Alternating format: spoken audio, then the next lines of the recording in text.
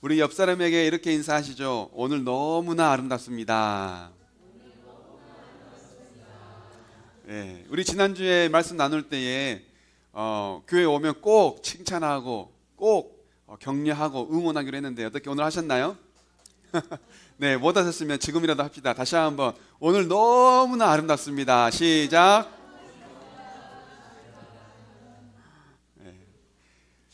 칭찬이 좀 어색하면 얼굴이 빨개지죠. 그리고 또 칭찬하려고 하면 또 무슨 말을 해야 될지 잘 모르겠죠. 그만큼 우리가 칭찬을 하거나 칭찬을 듣는 일을 잘 하지 않는 것 같아요.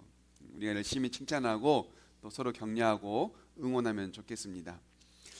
우리나라는 사계절이 있는 아름다운 나라입니다. 요즘에 봄과 가을이 조금씩 줄어드는 이 기후 위기 때문에 어려움이 있긴 하지만 그래도 우리나라는 이 사계절에 있어서 참 아름다운 나라인 것 같습니다. 이 사계절, 이 자연이 가장 아름다워 보일 때가 언제입니까? 계절에 맞는 옷을 입고 있을 때가 가장 아름다운 것 같습니다. 봄에는 부드럽고 연한 초록 새싹들이 돋아나고, 여름에는 온 세상이 초록으로 물들고, 또 가을에는 단풍과 곡식이 무르익고, 또 겨울에는 새하얀 흰눈이 온 세상을 덮을 때, 제각기 각자에게 어울리는 그 옷을 입고 있을 때 그만큼 자연이 아름다워 보일 때가 없는 것 같습니다. 그런데 그것은 자연뿐만이 아닙니다. 자연이든 사람이든 그리고 하나님의 성전이든 가장 아름다워 보일 때는 본래의 그 모습을 유지하고 있을 때, 본래의 그 모습을 잘 갖고 가고 있을 때에 가장 아름다워 보이는 것 같습니다.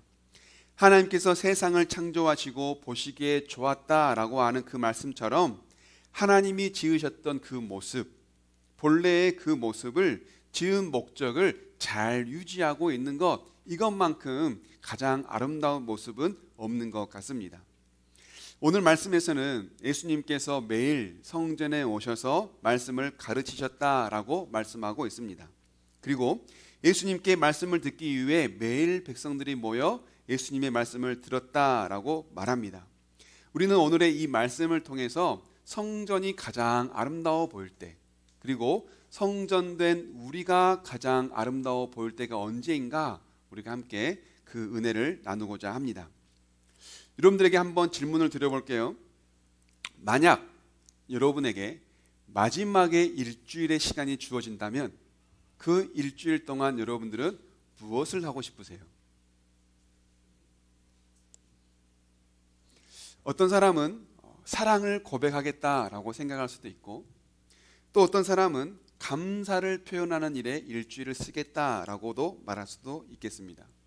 그리고 또 어떤 사람은 그동안 화해하지 못했다면 일주일 시간 동안 화해를 다 이루고 싶다라고 말할 수도 있겠고요.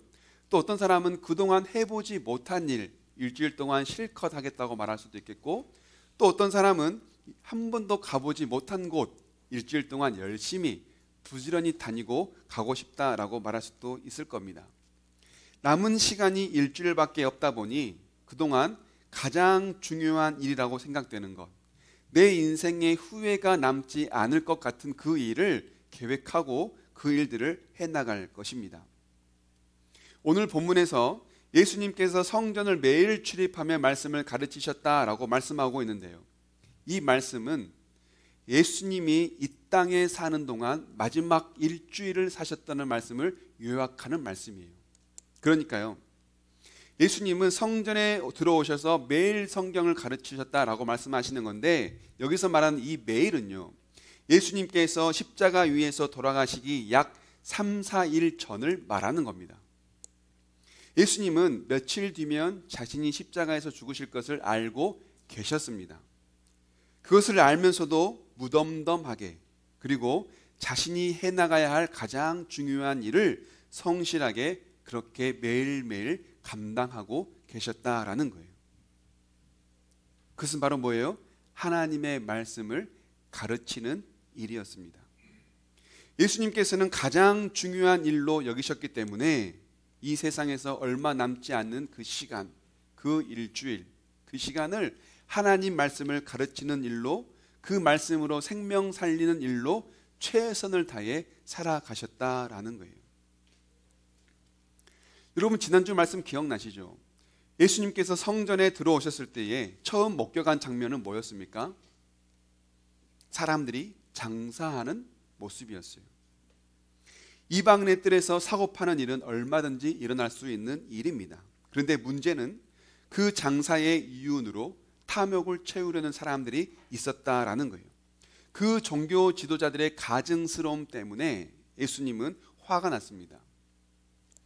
합당한 제물을 드려야 한다는 것을 핑계로 백성들에게 제물을 사게 만들고, 우상의 동전을 하나님께 드릴 수 없다는 핑계로 사람들에게 환전을 하게 만들어서 그렇게 사고 팔고 환전한 이윤을 가지고 자기들의 곡간을 채웠다는 거예요.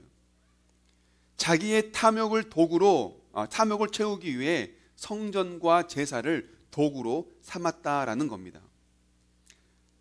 하나님께서 주신 권력으로 그것을 남용하여 자기들의 곡간을 풍족하게 채웠다는 거예요.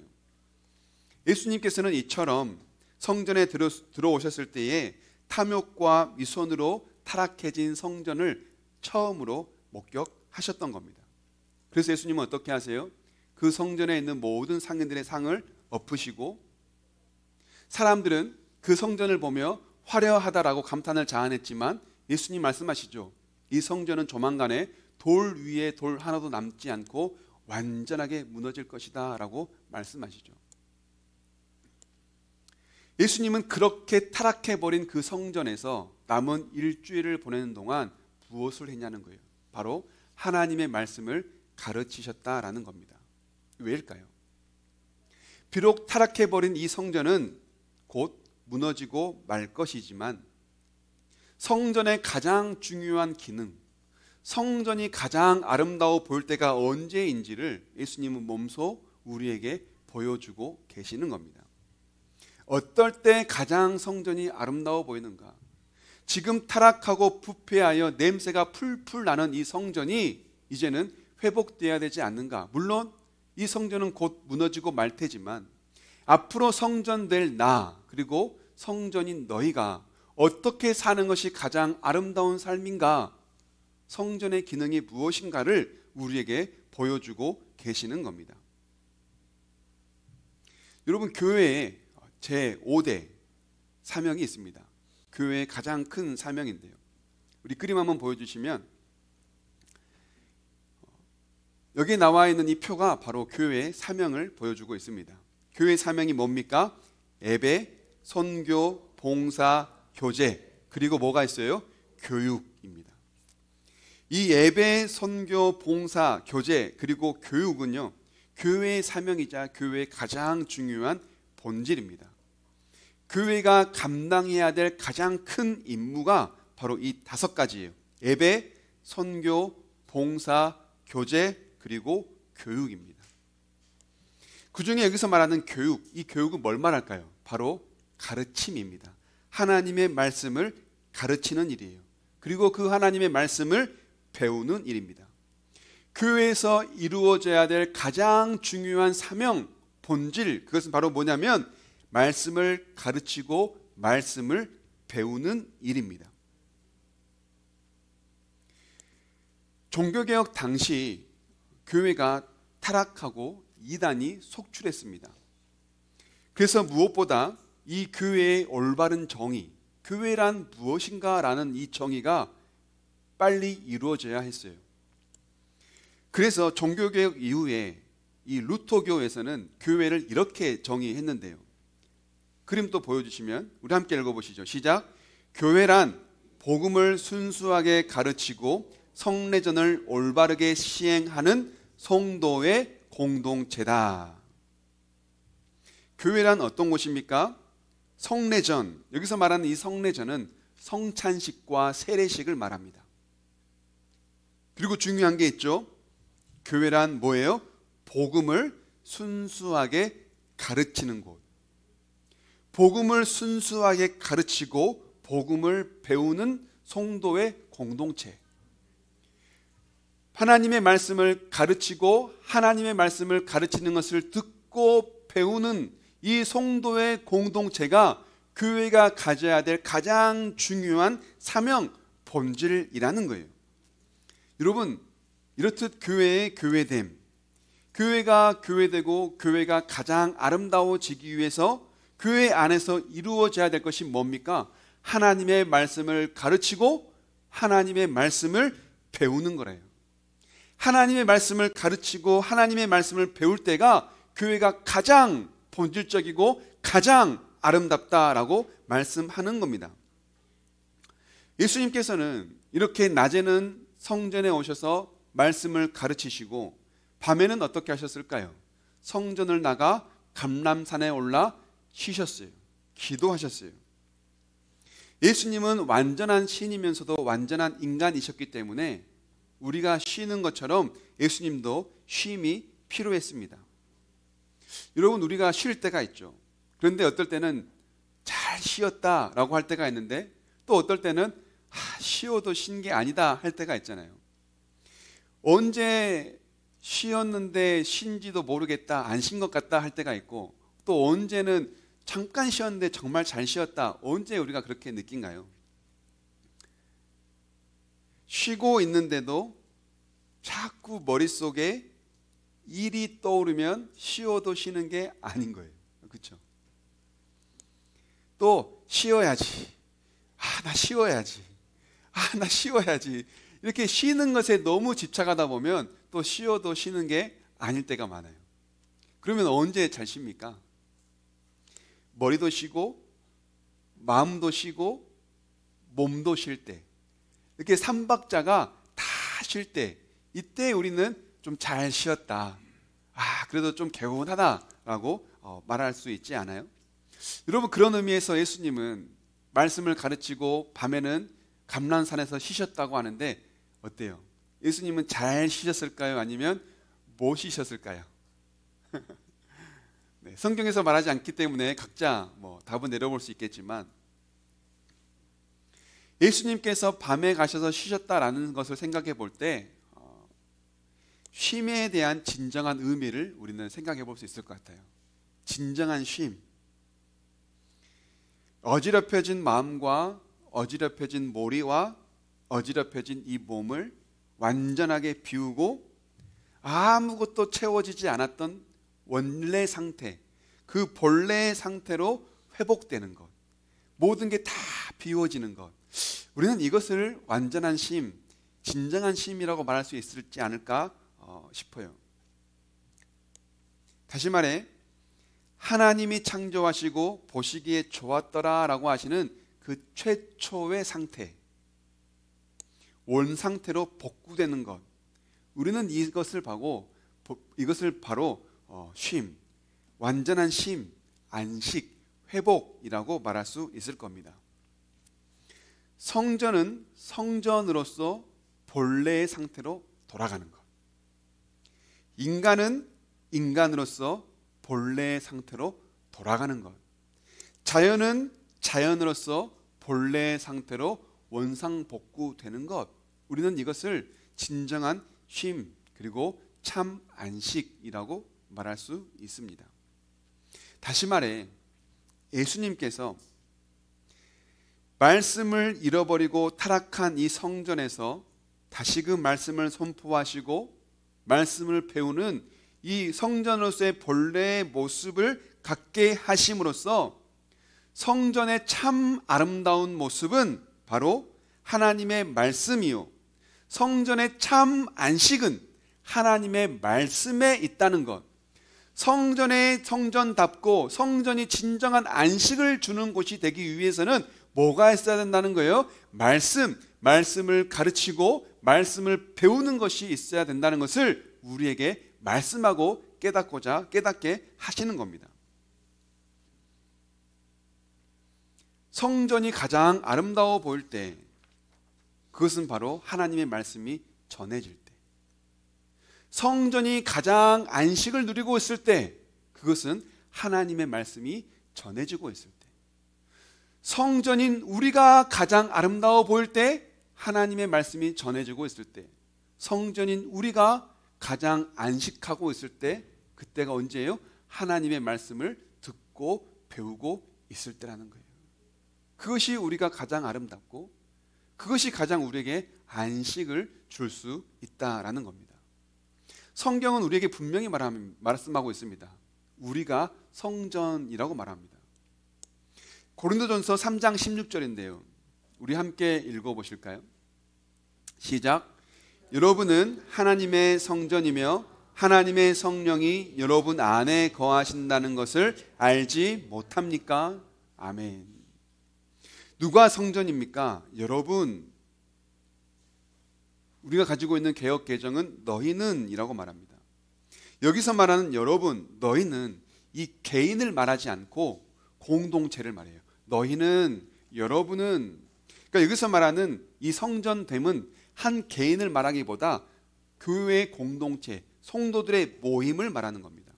이 성도들의 모임은 뭐라는 거예요?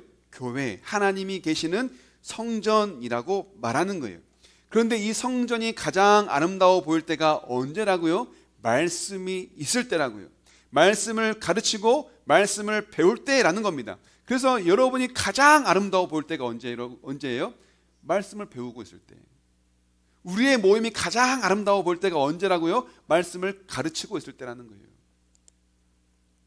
바울이 선교 사역을 할 때예요. 2차 선교 여행 때인데요. 오늘날 아테네 다음 그리스의 제2의 도시로 알려진 데살로니키, 성경에서는 데살로니가, 그래서 여기에 보내진 편지가 데살로니가 전서, 데살로니가 후서가 있지 않습니까?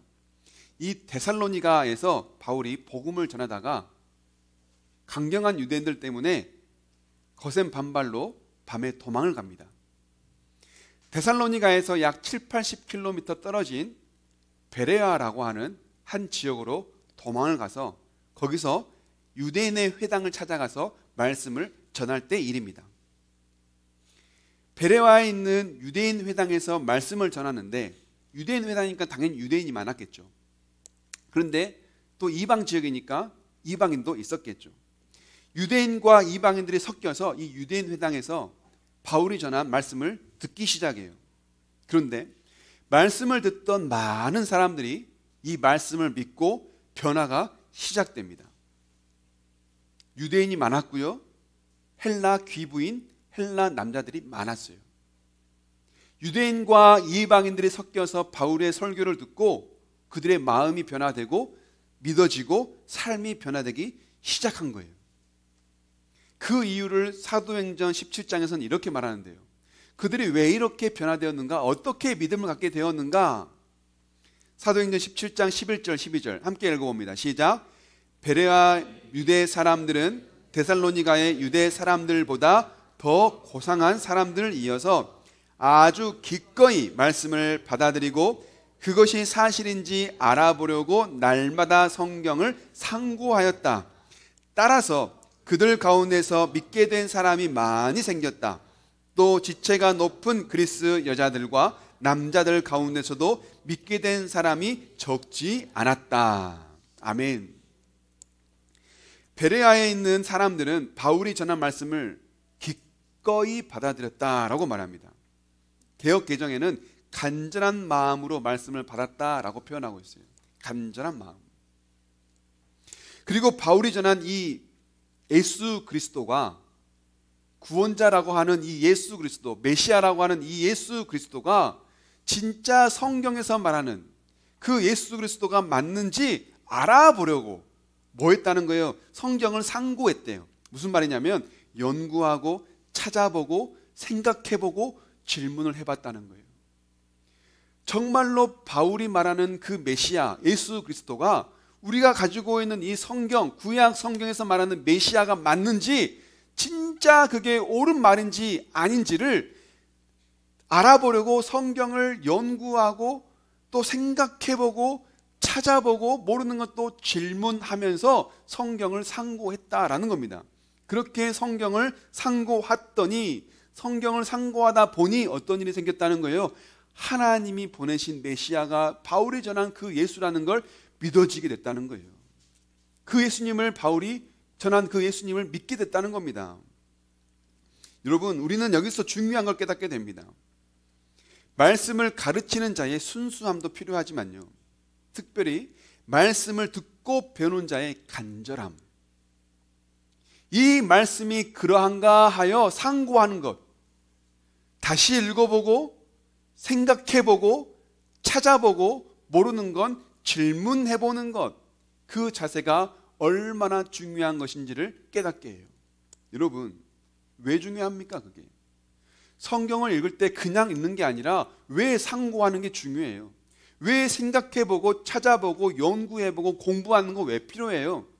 그 과정을 통해 무엇이 생겨나니까요? 믿음이 생겨나니까요. 그 과정을 통해 예수님이 메시아라고 하는 사실이 믿어지니까요. 그러니 성경을 그냥 배우고 잔다고 머리에 들어오는 거 아니에요. 성경을 상고해야 돼요. 읽고 생각하고 찾아보고 연구해보고 질문해보는 거예요. 어느 한 목사님의 간증입니다. 이분이 목사님이기 전에는 방송국 기자였어요. 아실 분들은 또 아실 수 있겠지만, 이분이 예수님을 믿지 않을 때 일입니다. 아내를 찾기 위해서 교회에 갑니다. 그런데 때마침 교회가 기도회를 하고 있었어요. 그런데 또 때마침 교회에서 방언 기도를 하고 있었어요. 어떤 성도들은 단 위에 올라가서 방언 기도를 하고, 또 어떤 성도들은 이 단 밑에 가서 방언 기도를 하고, 또 어떤 성도들은 그냥 의자에 앉아서 조용히 또 기도를 하기도 하는 그런 모습을 본 거예요. 그러자 이 목사님이 생각하기를, 우리 아내가 사이비에 빠졌구나, 큰일 났다. 그래서 이분이 아내를 구출하기로 작전을 세웁니다. 기자잖아요. 그래서 잠복 취재를 하기로 마음먹어요. 그래서 매일같이 교회를 찾아가서 잠복을 합니다. 교회 가서 잠복을 하는 이제 4일째 되던 날, 찬양을 듣다가 자기도 모르게 눈물이 나요. 나는 우리 아내를 사이비 집단에서 구출하려고 잠복했는데 거기에서 듣던 말씀을 듣다가 눈물이 나요. 내가 죄인이구나, 내가 죽을 놈이구나, 자기 자신을 깨닫게 됩니다.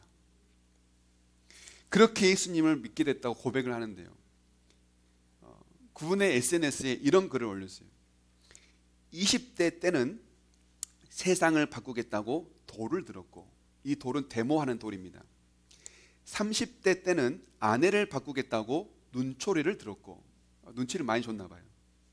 40대 때는 자녀를 바꾸겠다고 매를 들었고, 50에 돼서야 바꿔야 될 사람이 바로 나임을 깨닫고 들었던 모든 것을 다 내려놨습니다. 여러분, 이 목사님이 그 삶이 변화되기까지 어디에서 그런 변화의 역사가 있었습니까? 본인은 잠입 취재를 위해서 성전에 있었지만 그 잠입 취재를 하는 동안 무심코 들려진 찬양과 말씀 속에서 자기도 모르게 말씀이 깨달아지고 회개의 눈물이 나고 자기야말로 죄인인 것을 깨닫게 된 것 아니겠어요? 몇 년 전에 서울에 있는 한 교회를 방문한 적이 있습니다. 교회를 둘러보다가 굉장히 신기한 곳을 봤어요. 처음 봤어요. 교회에 그런 곳 있는 거. 뭐였을까요? 흡연실입니다. 흡연실에 너무 신기해서 들어가 보니까요, 구비가 완벽해요. 담배를 피울 수 있도록 잿더리가 있고요, 라이터가 있고요, 소파가 있고요, 편안하게 쉬라고 TV까지 설치해놨어요. 어찌된 일인지 물어봤죠. 목사님 도대체 뭡니까? 성도들 중에 교회에 다니지 않는 남편이 종종 아내를 데려다 주거나 아이를 데려다 주는데 끝날 때까지 기다릴 만한 곳이 없다는 거예요. 그래서 휴게소를 만들었는데 그 휴게소가 발전을 거듭하여 흡연실까지 됐다는 겁니다. 그런데 마다하지 않았대요. 왜냐하면 그 흡연실에서 역사가 일어나거든요. 물어봤죠. 그러면 목사님, 혹시 이 TV는 뭡니까? 교회를 안 다니는 이 아빠가 자꾸 물어보는 거예요. 도대체 언제 끝나냐? 왜 안 나오냐? 안 내는 사람이 얼마나 귀찮습니까? 그래서 연락을 안 하도록 예배 실황을 틀 수 있도록 TV를 설치해 놓은 거예요. 언제 시작해서 언제 끝났는지 보라는 거죠. 그런데 이 아빠가 들어와서 담배를 뻐끔뻐끔 피면서 자기도 모르게 언제 끝나나 보는 거예요. 그런데 그게 오늘날 온라인 예배가 된 거예요. 그게 역사라는 거 아니고요. 너무 더 진지하게 받아들이시면 안 돼요. 그렇게 해서 계속 한 번, 두 번 듣던 이 아빠가요, 처음에는 밖에서 기다리더니, 처음에는 교회에 들어와서 흡연실에서 기다리더니 이제는 예배당까지 들어오게 되는 일들이 생긴다는 거예요. 그래서 그냥 그대로 안 바꾸고, 비록 흡연실이지만 그냥 그렇게 둔다라는 겁니다. 여러분 한번 생각해 보세요. 하다못해 아내를 구출하려고 잠입 취재의 목적을 가지고 교회에 들어갔다가 무심코 들리는 말씀과 무심코 들리는 성경에도 변화가 되고 목사가 되는데요, 아이들 데려다 주러 아내 데려다 주러 교회에 왔다가 흡연실에 앉아서 영상으로 보는 그 TV, 그냥 그 예배 언제 끝나는가 지켜보는 그 TV를 보다가도 마음이 변화되어 하나님을 믿게 되는 일들이 생기는데요, 여러분, 우리가 마음을 열고 성경을 상고하면 하나님께서 우리를 그냥 내버려 두시겠어요? 그냥 지나치는 사람, 그냥 앉아있는 사람, 아내를 구출하려고 잠입하고 있는 사람마저도 사랑하셔서 그들까지도 그냥 돌려보내지 아니하시고 그들까지도 끝까지 붙잡아 하나님의 자녀 삼아주시는 것이 하나님 아버지의 마음인데, 우리가 성경을 읽겠다고 앉아있다면, 우리가 성경을 읽겠다고 상고한다면, 우리가 성경이 궁금하여 그것을 자꾸 연구해 본다면 어찌 하나님이 우리를 그냥 내버려 두시겠냐고요. 그냥 지나치는 사람도 하나님은 이쁘게 보시고 그를 변화시키시는데, 성경을 붙잡고 이게 무슨 말씀인가 하고 연구하는 우리가 어찌 아름답지 않게 보이겠어요? 여러분, 하나님이 보시기에 가장 아름다운 교회는요, 성경이 전해지는 교회예요. 말씀이 전해지는 교회예요. 말씀을 듣는 성도들이 앉아있는 교회예요. 하나님께서 성전을 성전되게 하시는 것, 성전이 가장 아름답게 보이는 것은 이처럼 하나님의 말씀이 자리 잡고 있는 교회다라는 겁니다. 성전의 화려함, 성전의 아름다움, 성전의 성전됨은요, 화려한 겉모습에 있지 않습니다. 말씀이 있는 성전, 말씀이 들리고 말씀을 쫓는 그런 성전이야말로 하나님이 보시기에 가장 아름다운 성전입니다. 그런 성전이야말로 참 안식과 참 평안, 쉼을 누리는 성전이에요. 그런 성전에 찾아오는 자들 역시 진정한 안식과 쉼을 얻을 수 있다는 겁니다. 여러분, 저는 믿습니다. 하나님의 말씀을 믿어요. 사람들은 성전에 왔는데 딱딱한 말씀이 전해지고, 성전에 왔는데 지루한 말씀이 전해지면 쉼을 얻지 못하고 그냥 지루한 마음을 가지고 오히려 더 부담감만 가지고 돌아갈 거다라고 말하지만요, 저는 그렇게 생각하지 않아요. 이 말씀에 순수함이 있고 진정성이 있다면 한 번, 두 번, 세 번, 네 번, 10번까지는 지루하게 들리더라도 계속해서 그 말씀에 진정성이 있고 순수함만 담겨 있다면 저는 그 말씀에 역사가 일어난다고 믿습니다. 우리가 모여서 하나님 말씀에 대한 이야기를 한다는 것, 사람들이 들었을 때는 딱딱한 이야기, 지루한 이야기라고 말할지 모르겠지만, 믿는 자들이 모여서 하나님의 말씀을 자꾸 이야기하다 보면 그냥 앉아있는 사람도 모르는 사이에 마음이 변화될 수 있는 거예요. 그 앉아있는 사람들에게 능력이 있어서가 아닙니다. 그 앉아있는 사람들이 하는 말, 하나님의 말씀에 능력이 있기 때문에 그래요. 우리가 사람을 변화시키지 않아요. 하나님 말씀이 사람을 변화시킵니다. 우리가 사람 살리지 않아요. 하나님의 말씀이 사람을 살리는 겁니다. 여러분, 목회자에게 얼마나 능력이 있고 목회자가 얼마나 말을 잘하면 뭐 잘하면 얼마나 잘한다고 그 능력과 말씀으로 사람을 변화시키겠어요? 목회자에게 능력이 없습니다, 여러분. 목회자가 전하는 하나님의 말씀에만 능력이 있을 뿐이에요. 그러니까 최대한 순수하게 전해지는 그 말씀에가 능력이 있는 겁니다. 여러분, 우리 교회가 바로 그런 교회가 되기를 원합니다. 성전인 우리가 바로 그런 삶이 되기를 원합니다. 말씀을 맺겠습니다. 우리가 바로 성전입니다. 우리가 바로 교회입니다. 그렇다면 여러분, 우리가 가장 아름다워 볼 때가 언제일까요? 하나님 말씀을 쫓아갈 때, 하나님 말씀을 사랑할 때, 하나님 말씀을 배우고자 간절한 마음을 품을 때, 하나님 말씀을 서로 주고받으며 이야기 나눌 때, 그때가 바로 우리가 가장 아름다워 보일 때요, 그때가 우리가 바로 진정한 쉼을 누리고 있을 때라는 거예요. 하나님의 말씀을 순수하게 가르치고 배우며 하나님 말씀을 쫓아 따라 살아가는 저와 여러분의 삶이 될 수 있기를 주님의 이름으로 축복합니다. 아멘.